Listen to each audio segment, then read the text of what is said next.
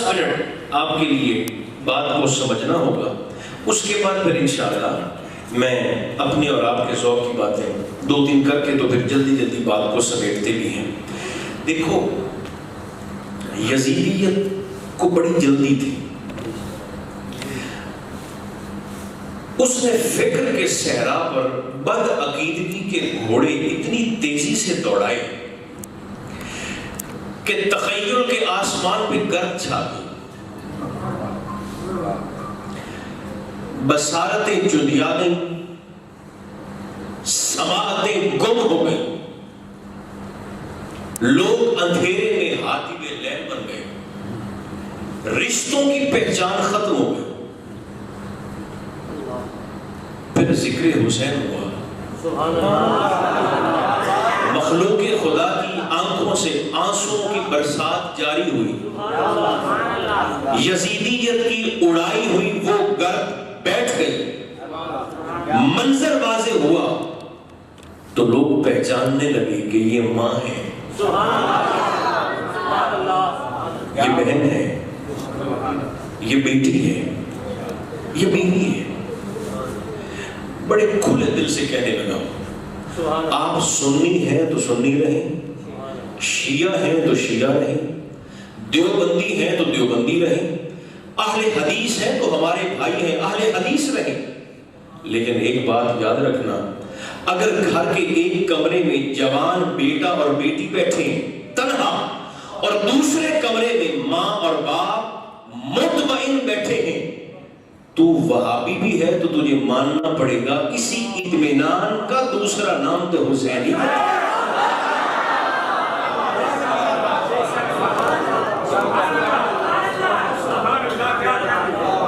اسی اطمینان قلب کو حسینیت کہتے ہیں۔ یہ کون سی ایسی راکٹ سائنس ہے جو سمجھ میں نہ آتی ہو؟ آپ کا تعلق کسی بھی مسلک کے ساتھ ہے، حسین وہ نظریہ ہے جو مسلک یا مذہب سے تعلق نہیں رکھتا، انسان کی غیرت سے تعلق رکھتا ہے۔ انسان کا بدلہ چکانے کے لیے ہی ذکر حسین میں آ جائے۔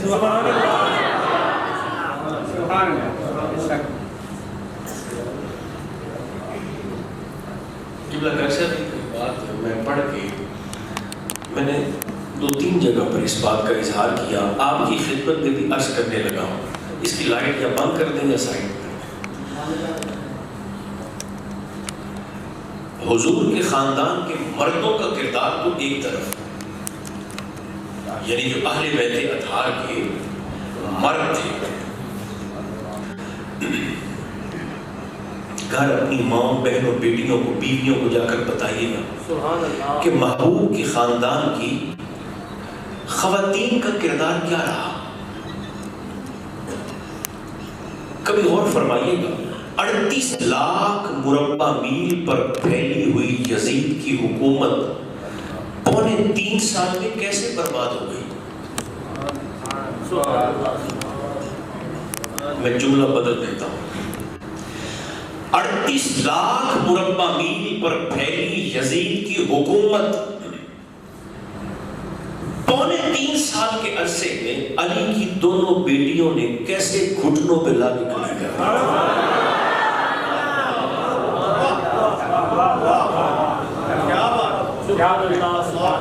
بیٹوں نے نہیں، علی کی دونوں بیٹیوں۔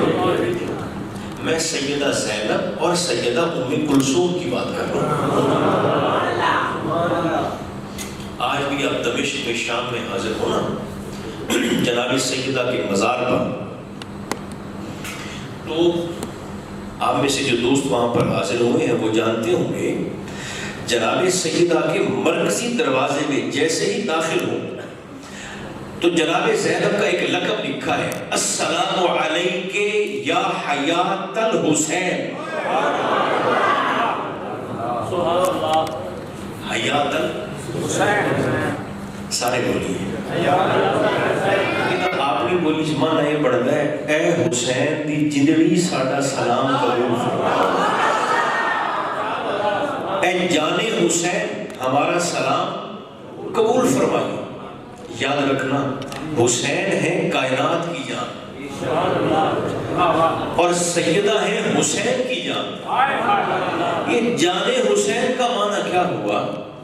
اپنی طرف سے تو یزیدیوں نے شہید کر دیا، سر کہیں پر اور دھڑ کہیں پر، مگر کربلا سے لے کر شام تک، عراق سے لے کر دمشق تک سیدہ زینب سر حسین کے ساتھ حیات بن کر ایسے چلی کہ راستے میں جہاں بھی کوئی بڑا شہر آتا یا ہجوم مخلوق جمع ہوتا، وہاں سیدہ سر حسین سے مخاطب ہو کر فرماتی، میں وقت کی ولیشہ بن کر اور نائب علی بن کے تجھے حکم دیتی ہوں قرآن کی تلاوت کر.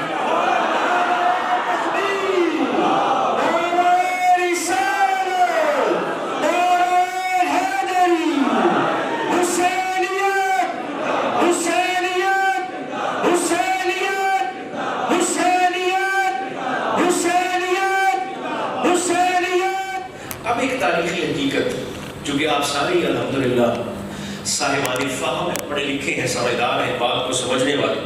اور فرمائیے گا، ایک صاحب کہنے لگے کہ بھائی دیکھو یہ تو کرسی کی جنگ تھی، میں تو نہ اس طرف ہوں نہ اس طرف ہوں، میں تو نہ ادھر ہوں نہ ادھر. جس بچے کی عمر اس سال 18 کی ہوئی، اس کا آئی ڈی کارڈ اور اس کا ووٹ اس سال رجسٹرڈ ہوا ہے. اتنا سیاسی شعور اللہ نے اس بیٹے کو بھی عطا فرما رکھا ہے کہ 38 لاکھ مربع میل پر پھیلی یزید کی حکومت، 9 لاکھ سروں پر، یہ پوری آبادی نہیں ہے، صرف اسی خطہ عرض کی آبادی، 9 لاکھ سروں پر یزید حکومت کرتا تھا.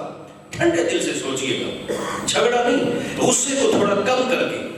جس بندے کے پاس اگر یہ سیاسی مارکا تھا، اگر یہ تخت کی لڑائی تھی، اگر یہ کرسی کی جنگ تھی، تو جس بندے کے پاس میرے کنوانی کے قابل عزت بھائیوں 9 لاکھ ووٹ ہوں، اس کے پاس 72 نہ بھی ہوں، تو اس کی کرسی پہ کون سا فرق پڑتا؟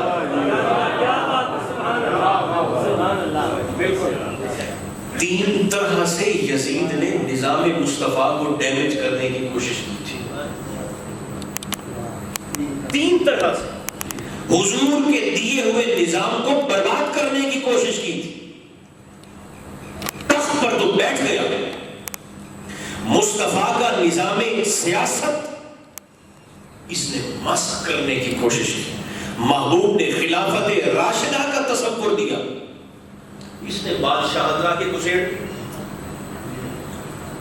حضور کا نظام اخلاقیات اور ایسا نظام اخلاق کہ جناب امیر کائنات تاجدار العطا سرکار مولا علی مرتضیٰ جو خلیفہ وقت ہے، یہودی استغاثہ کرتا ہے قاضی مولا علی کو، وقت کے وزیر اعظم کو کٹہرے میں بلا کے کھڑا کر لیتا ہے.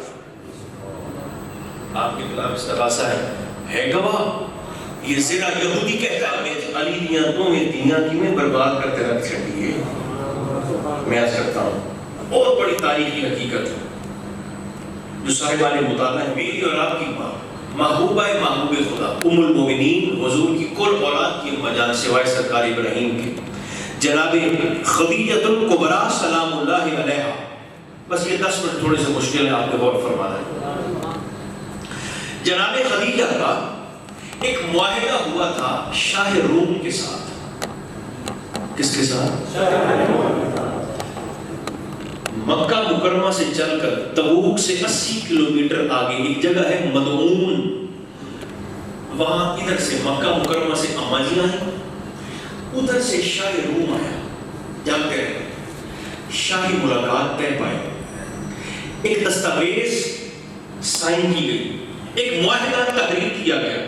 معاہدہ یہ تھا کہ جناب خدیجہ ہر سال مکہ مکرمہ سے 80,000 تجارتی اونٹ روم کی منڈیوں میں بھیجیں گی. جیسے ہی جناب